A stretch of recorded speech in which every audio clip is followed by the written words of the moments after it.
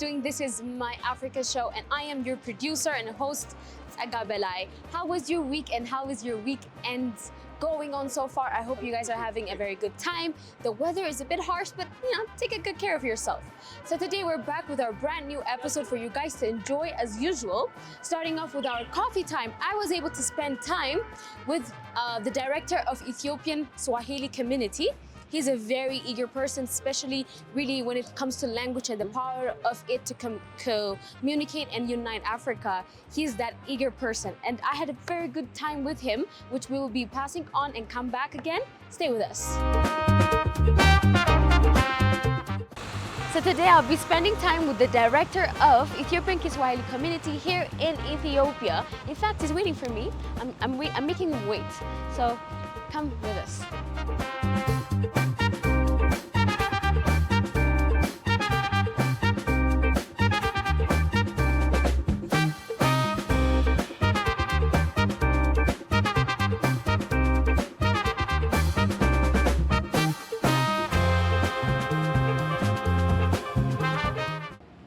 Thank you so much. My name is Emani, Yohani Paulo. I'm a global black nationalist or Pan-African, but I'm also a Kiswahili advocate for Africa as well. So thank you for having me. So anyone that knows you knows how much interested you are in Kiswahili, and you're just so invested about it that it's something that people know you with. One of the things that people know you with. So today I want us to talk about the power of language in connecting Africa. Tell us your perspective about that.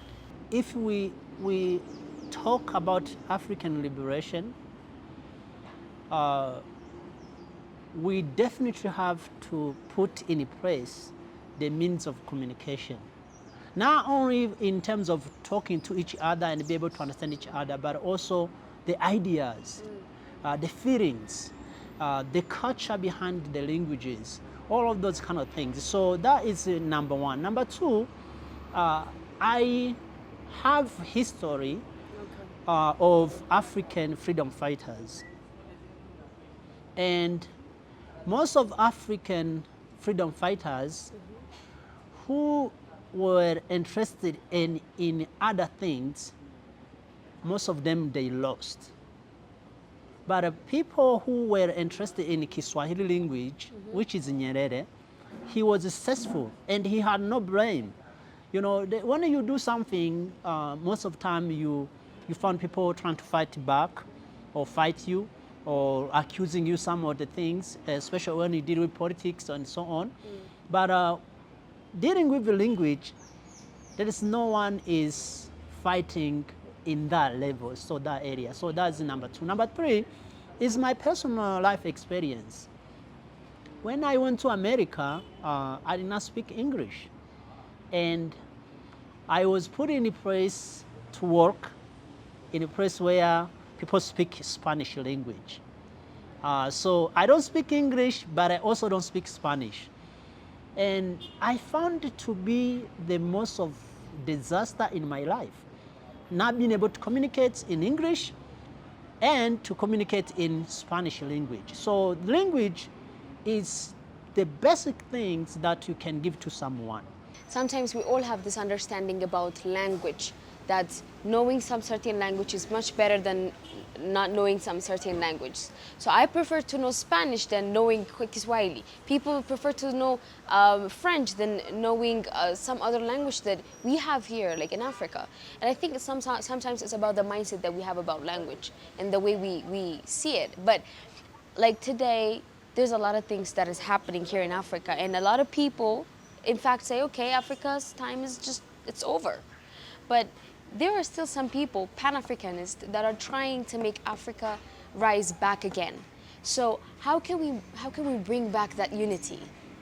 I mean, language is one factor, I understand, but like, tell me your reflection on that. In 1941, less than 1% of Africans could speak proper English. 1941. That's recent. Yes. Yeah. 1941, less than 1% all of Africa could speak proper English.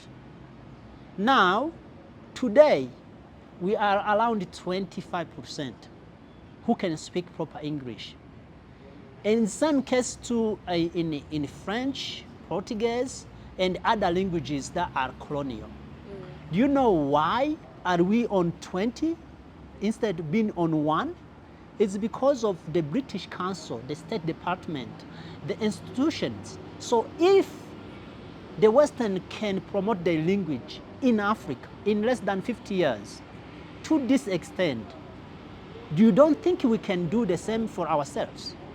That's the first question. Number 2, back in days, our people will go to study back in 50s, 60s, 70s, 80s, 90s. Everyone goes to study in America, to study English.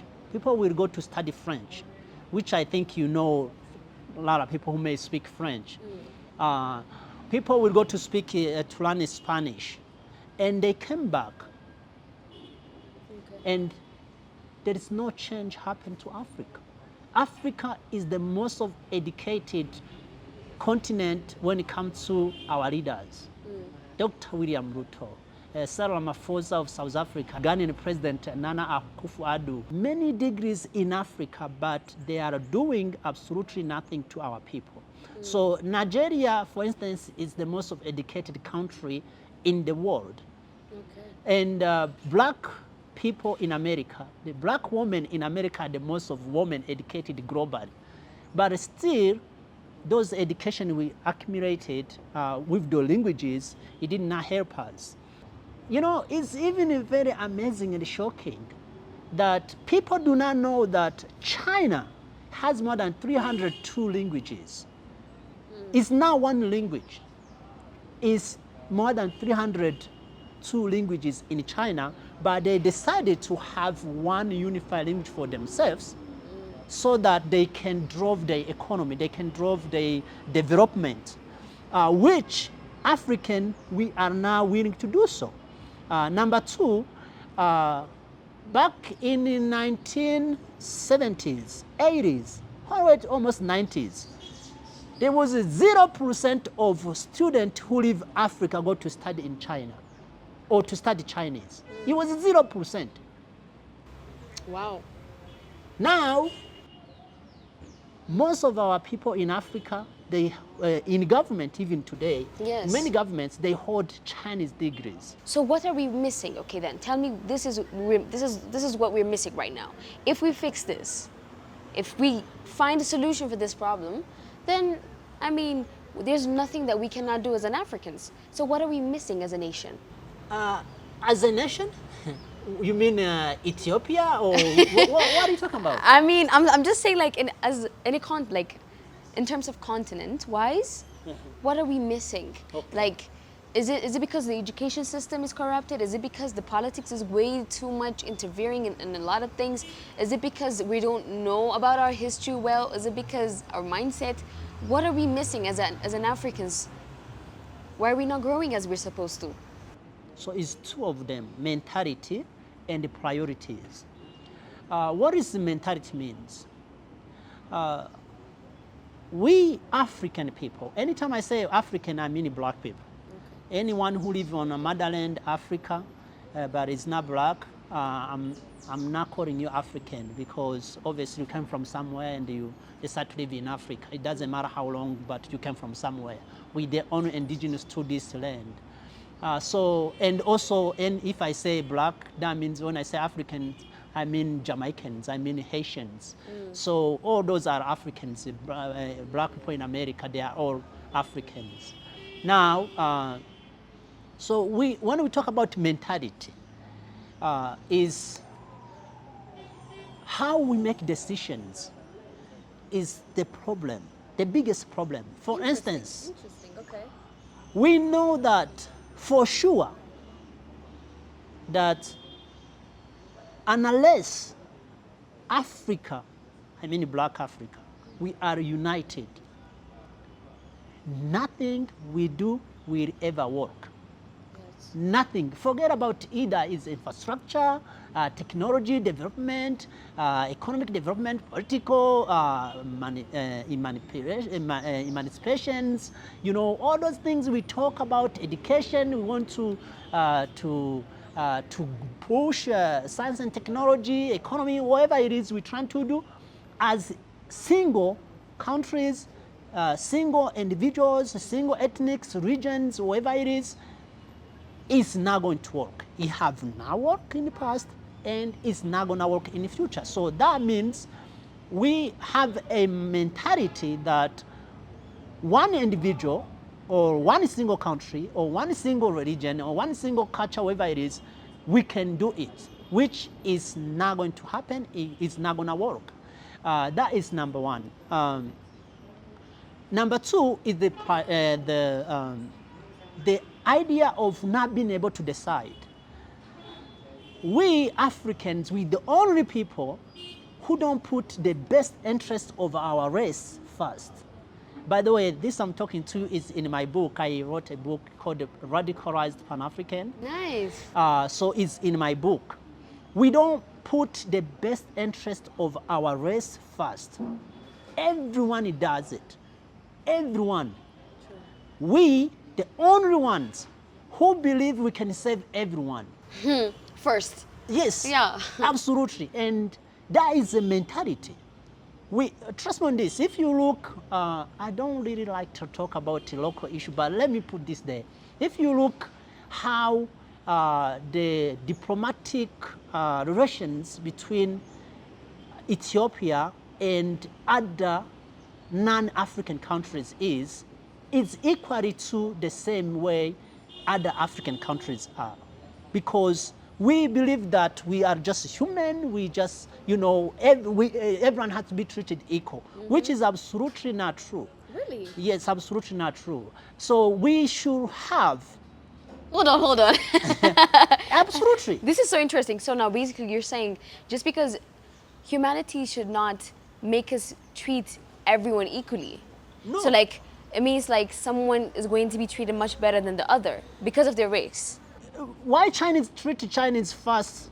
That's their, do you think just because Why they didn't... white people treat white people first, they look after their best interest first? Why Arabs... So do you think that's right? Just because they did it doesn't mean it's right? We the only one who are not doing it. And we have been exploited centuries and centuries. Okay. Last time I was listening to one of the guy is from Middle East. He's a Muslim who was talking like, if you look how much change has happened globally, it's amazing and extremely tremendously shocking. But if you look what have changed when it comes to Africa, nothing.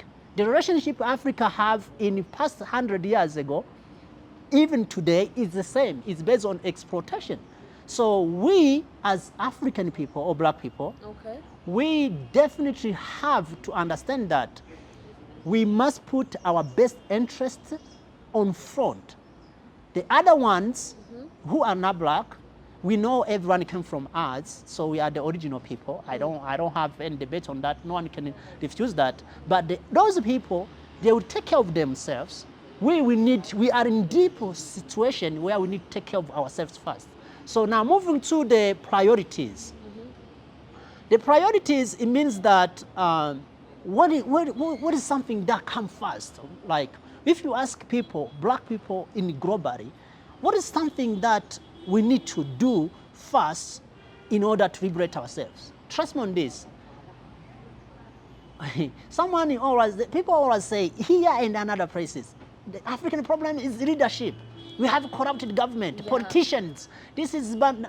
No, I never see a politician land from sky to our community. Our priorities is to get something for ourselves. No one is here to fight for the liberation of Africa. I mean, I feel like you can't blame them because obviously you need money to survive, and currently people have a lot of responsibilities. They have sisters, brothers to raise, they have parents to help, support. So they need to survive, they need to work. The problem is, I think what you said about leadership comes here. If there is a good governance, good leadership, then they don't have to think about basic needs like shelter, like food, because they already have that. So now they'll be thinking about, okay, now what is my purpose? They'll start going beyond because they don't have to think about their major necessities. So I think it's about somehow every problems that we have is like interrelated. So you can't just say this is the major problem.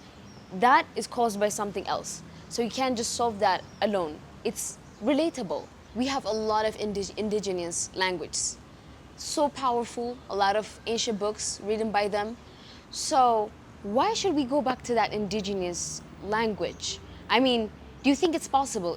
Do you think it's actually possible for us to just clean up everything that we have built or something that has been built by others and just start speaking the indigenous language from scratch, like as if the new beginning? Do you think that's possible? So now, can we just exit all the other languages and just use indigenous languages? Well, that will not work. Why?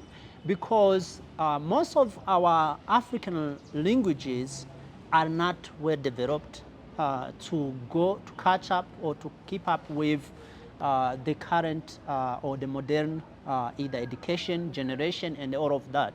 That's number one. Okay. Number two, it will even not be possible because most of, let me put this, the biggest problem black people have globally is not economic, it's not Western trying to exploit Africa or causing wars, it's ethnic conflicts.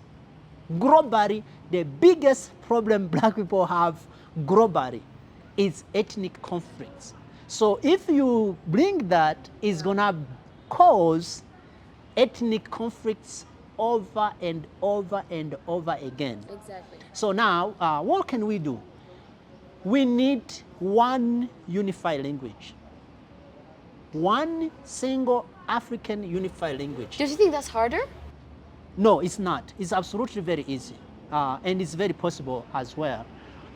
So we need not to drop other languages we have as indigenous, but to protect them and to preserve them. But we need at least one unified language for all of us. We can speak, and when we finish to speak it, we speak our mother tongue languages. That's why we are talking about Kiswahili. So you say, do I think is impossible or do I think it's difficult?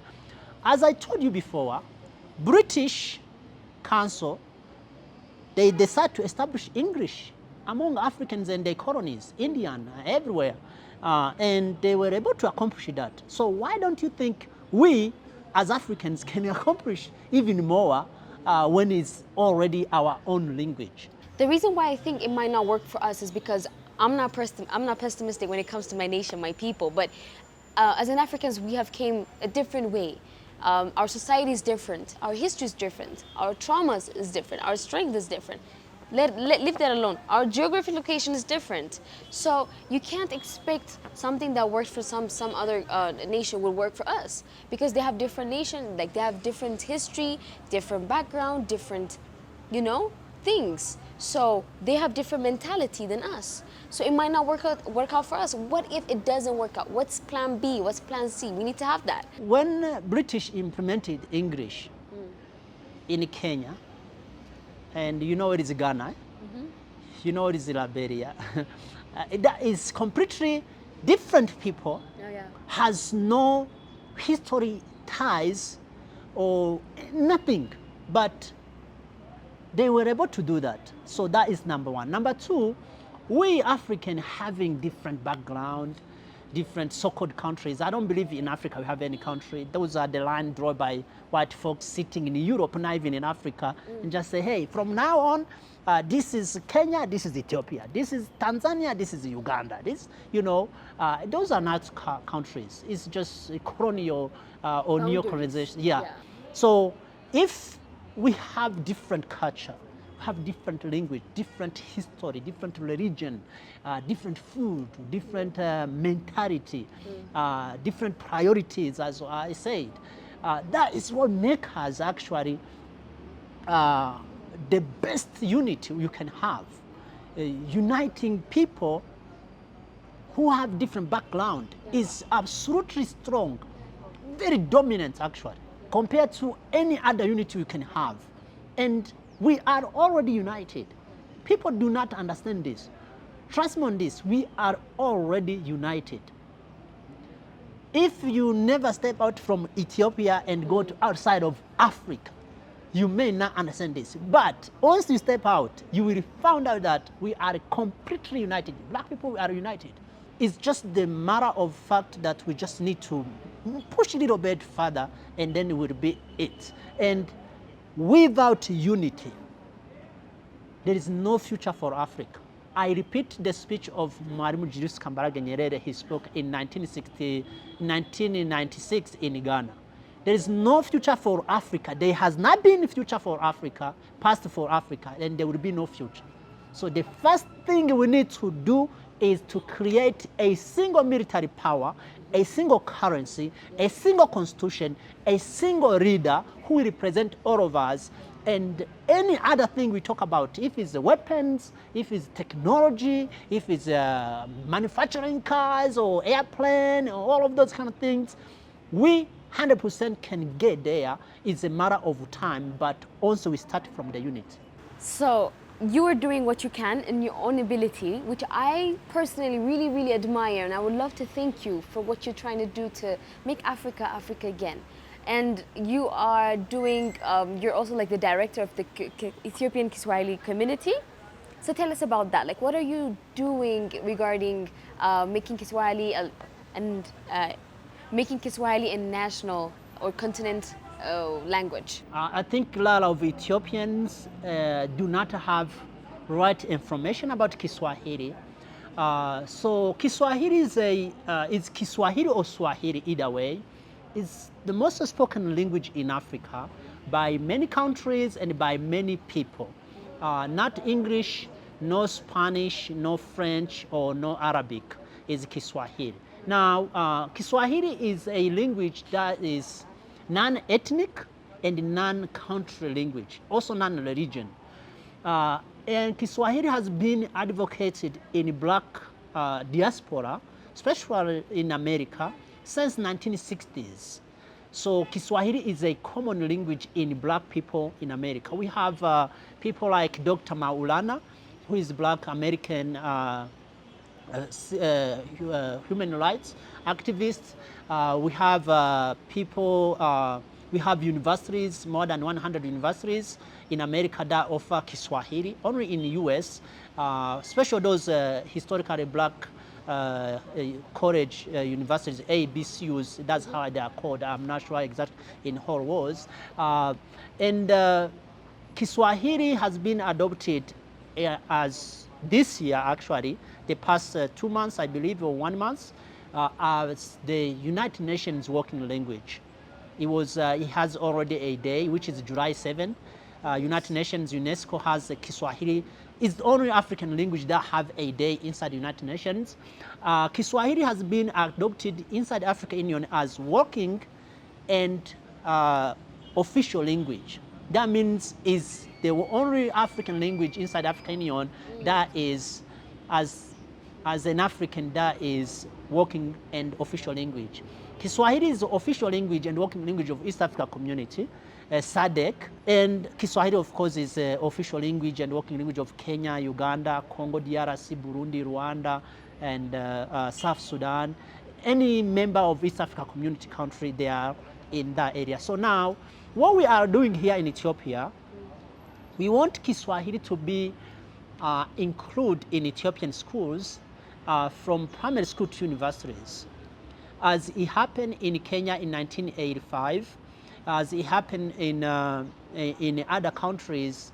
I think 2006, if I'm not mistaken, it happened in Burundi and in Rwanda and so on. The last country to adopt Kiswahili is actually Colombia in South America. So we want to be the same model that Ethiopia should include Kiswahili for the best interest of our people as black people, but also for the interest of Ethiopia as well.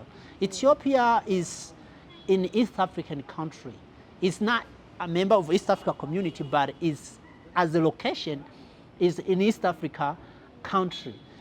So in East African community and East African countries, which are your neighbors, they are in one way to another recognizing or teaching or speaking Kiswahili. So why not Ethiopia will do that? That's number one. Number two, if we talk anything, like that is what they call African Continental Free Trade Area, you cannot do business with someone who you cannot communicate with. That is what they call the integration. You cannot integrate with someone who you cannot communicate with. Yeah. You have to have something first in pocket, which is a means of communication and it's a language. So we want Ethiopia to include or to incorporate Kiswahili in Ethiopian school. I want to call my young Africans, especially Ethiopians, to do their best when it comes to Kiswahili language. It may not have benefits right now, but that's definitely, it may not. Something like back in 1980s or 90s, no one will be interested to learn Chinese, which is Mandarin, actually it's not even Chinese, because there was no interest, there was no demand. But today there is a lot of demand. So in maybe next 10 years, there will be a demand of Kiswahili. I guarantee on that. So people who look forward and who look in investing something is something that's going to take long or something in the future, they should definitely take that Kiswahili. So, I mean, we've tried to mention major things by the time that we have, but if there's anything else that you love to add, anything else that you love to say, let me give you the chance and let's conclude. Yeah, definitely. I do have a few things I want to say. The first one is that I want to talk to young people to stop doing something because you are getting paid. Start doing something because it's right to do. Start doing something because it's honor, it's a pride. You don't just do something because someone is gonna pay you or in the future you're gonna be able to accumulate anything. You do something because it's a pride.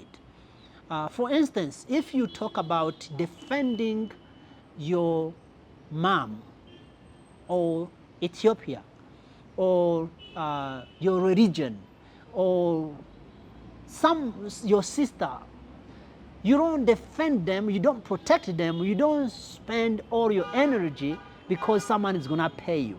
You do that because it's right to do, but it's also a pride, being honored. Be a hero. Stop being someone who can be bought and put in the pocket. Someone can pay for all your dignity and your respect, and then they put you in the pocket. No, stop doing that. The basic needs, which is most of the time food, where to sleep, and all of the clothes. I think if you have a mentality of doing something because it is right, and it is honor, it is dignity, eventually those things will come alongside.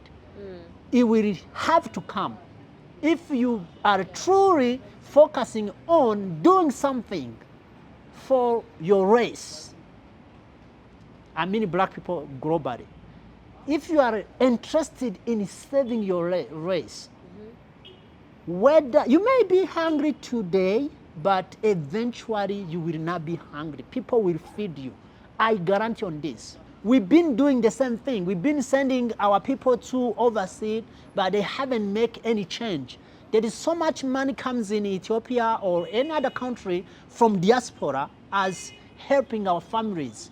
Buying house for our mom, horse or cars, whatever it is.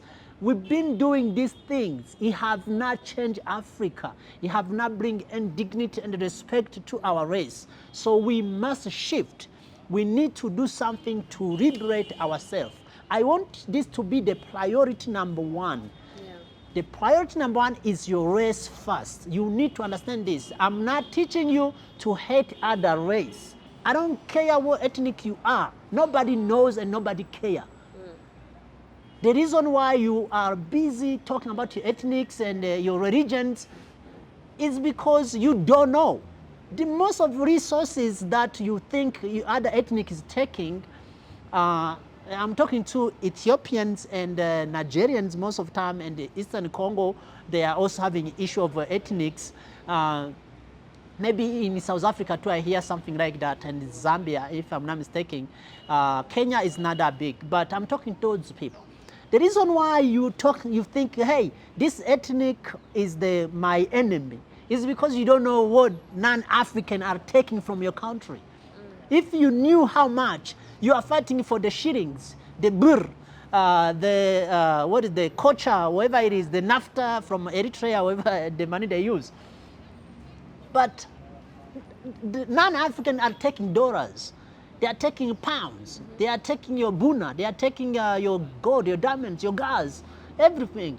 So I want to call young people to just end this nonsense. There is nothing you can fight for your ethnic.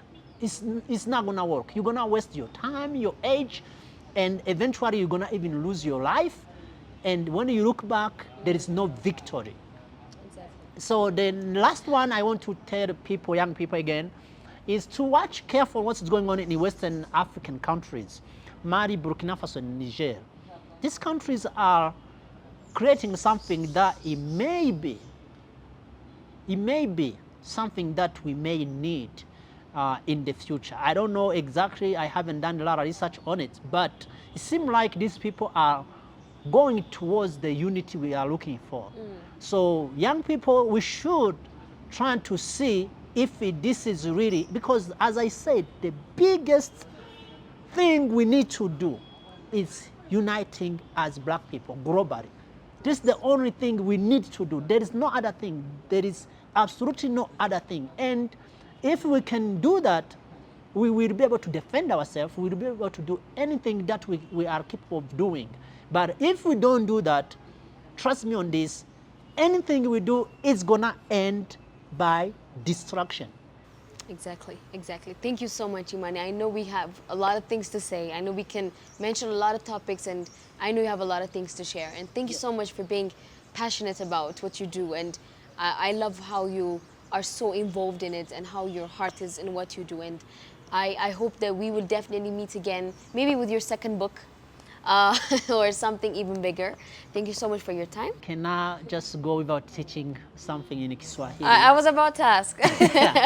So let me see, which words should I teach you guys that are common? I'm gonna teach you 3 words that you should know in Kiswahili. The first one is, of course, hakuna matata. It means there is no problem or there is no worry. The second one, it will be maybe uhuru. I don't think a lot of people knows exactly the meaning of uhuru. It means freedom. And the last one, it will be, let me use pesa. Okay. M-Pesa. I think you guys saw that on Safaricom. M-Pesa. So pesa, it means money. So it's the pesa in Kenya, in Tanzania. If someone say, leta pesa, it means bring money. I think that is what I can teach you. And safari means to travel. Mungu ibariki Africa, or God bless Africa. Amen. Thank you so much for having me. Thank you so much. So guys, today, this is what we had for you guys on our coffee time. I hope you guys got a new understanding about the impact of language when it comes to uniting Africa. Let us know what you guys think about the topics that we brought on our short SMS 6121. And as in for our digital media audiences, let us know what you think about the things we discussed on below this video. Thank you so much for watching. Let's pass on to the next segment. Goodbye.